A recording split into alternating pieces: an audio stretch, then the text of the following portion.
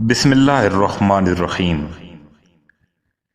دوستو، انسانی جسم پر ہوا کا بیرونی دباؤ 80 من یا 6400 پاؤنڈ ہوتا ہے، جو کہ جسم کے اندرونی دباؤ کے مساوی ہے۔ اور جو لوگ خلا میں جاتے ہیں وہ خلائی لباس کا استعمال کرتے ہیں۔ اگر خلائی لباس کا استعمال نہ کیا جائے تو انسان خلا میں جا کر ایک دھماکے کی طرح پھٹ جائے، کیونکہ خلا میں بیرونی دباؤ نہیں ہوتا۔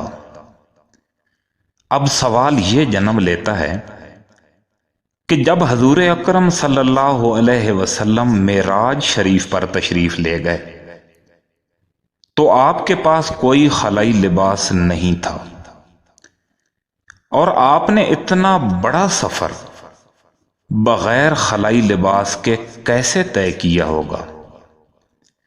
ویسے تو یہ آپ کا معجزہ ہے، اور معجزہ کہتے ہی اسے ہیں جو کام بغیر سبب کے ہو جائے۔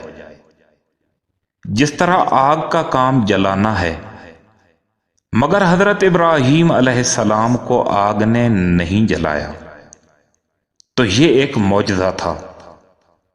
مگر یہ چونکہ اسباب کا جہاں ہے، یہاں پر آگ جلاتی ہے، چھری کاٹتی ہے، اور اسی بنیاد پر معراج شریف کے لیے براق کو بھیجا گیا، ورنہ آپ حکم الہی سے بغیر براق کے بھی جا سکتے تھے، مگر براق کو سبب بنایا گیا۔ تو آج کی جدید سائنس نے اس پر بہت تحقیق کی ہے کہ یہ سفر عام لباس میں کیسے ہو سکتا ہے۔